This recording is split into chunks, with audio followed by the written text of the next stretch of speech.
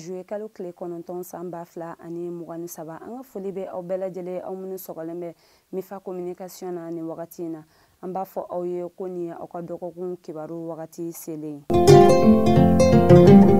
an bɛna don an ka kunnafoniw kɔnɔna la ni wagati in na sommet russe Afrique min kan ka kɛ Saint Petersburg juillet kalo tile 27 ani 28 san 2023 min ye Dimitri Peskov ye ni ale ye Rusi jamanakuntigi ka kumalasebaga ye a ye a yira ko min ye Vladimir Putin ye ni o ye Rusi jamanakuntigi ko a bɛna ye nin kɛnɛ kan wa a ye a yira fana ko nin tako filanan kɛnɛ kan o kelen bɛ ka labɛn belebelew sabati yaasa u bɛ se ka nimisi wasa sɔrɔ cogoya min na i n'a fɔ u ye nimisi wasa sɔrɔ a tako fɔlɔ kɛnɛ kan cogoya min o min kɛra octobre kalo tile 22 ka taa bila a tile 24 na san 2019 Sochi ni u kun kelen bɛ ka kumase min ta o kɛnɛ kan ni o ye bɛn lakana ani yiriwa ye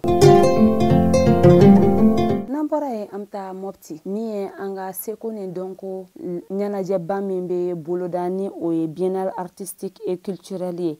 alamisadon juillet kalo tile 7 san 2023 ale ɲɛnajɛw bolodali daminɛla min ye an ka premier ministre ni o Dr Choguel Kokala Mayiga ye fo ka taga se ministre caman ani CNT maa caman fo ka taga se gouverneur ani préfet fo ka taa se président des conseils ma ani sifinakaw ka ɲɛmɔgɔ olu caman tun bɛ a kɛnɛ kan min ye an ka premier ministre ye ale ye kuma ta an ka jamanakuntigi tɔgɔ la ni o ye colonel Assimi Goïta ye a y'a yira ko nin baara nin kɛli diyara olu ye kosɛbɛ wa ko nin kɛra kunkɔrɔta ani sankɔrɔta ye olu bolo wa ko a baaraw bɛ se ka daminɛ nin wagati in na o kɛlen kɔfɛ sa min ye maa caman olu fana ye kuma ta olu bɛɛ lajɛlen ka kuma ninnu kɔfɛ troupe minnu ni an ko olu ma an ka seko ani dɔnko tigilamɔgɔw olu ye défilé ba kɛ yaasa ka se ka Mali seko ni a dɔnko yira jama la cogoya min na ani min ye ensemble instrumental ye olu fana ma to kɔ olu fana taara ka u jɔyɔrɔ belebele fin ani min ye an ka fitinɛ yelenba ye ni o ye Abdoulaye Jabate ye ale fana tun bɛ a kɛnɛ kan yaasa ka se ka nin ko in la ɲɛnamaya cogoya min na an b'a fɔ ko Ala ka biennale daminɛ hɛrɛ la ka a wuli hɛrɛ la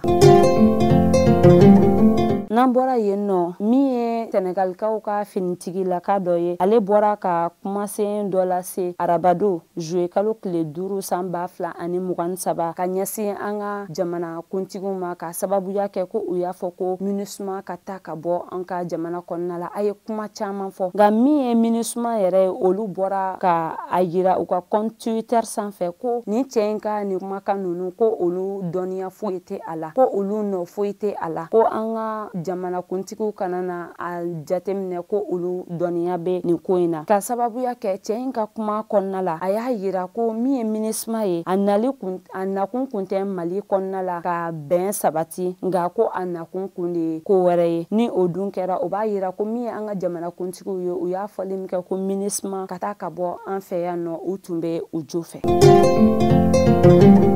n'an bɔra an bɛ taa Bamakɔ commune 1 kɔnɔna la minisiri min ɲɛsinnen bɛ an ka kɛnɛyako ɲɛnabɔli ma ale ye dɔgɔtɔrɔso 8 kɛnyɛrɛye dɔgɔtɔrɔso 8 ɲɔgɔnna ale ye o datugu o dɔgɔtɔrɔsow yɛrɛ bɛ taa u jɔ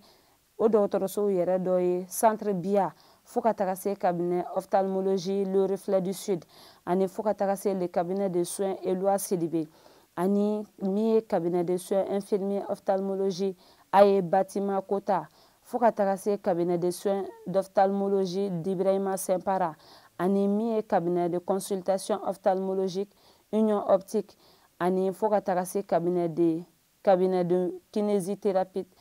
kinésithérapie bannen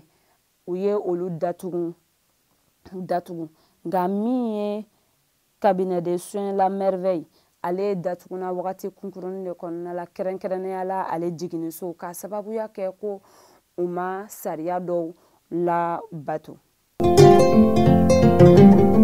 ayiwa nin de bɛ dansigi an ka bi don kibaru kɛnɛ kan an b'a fɔ aw ye ko aw ka aw sɔgɔlen to aw ka jabaraniso mandi la ni o ye Mifa communication ye n'Ala sɔnna ma aw tɛ fɔ aw jigi kɔ ni Ala ma basi kɛ aw ni ne na an bɛ ɲɔgɔn sɔrɔ yan nɔ dɔgɔkun wɛrɛ ka kunnafoni di aw ma jɛlenya la laadiriya la shukran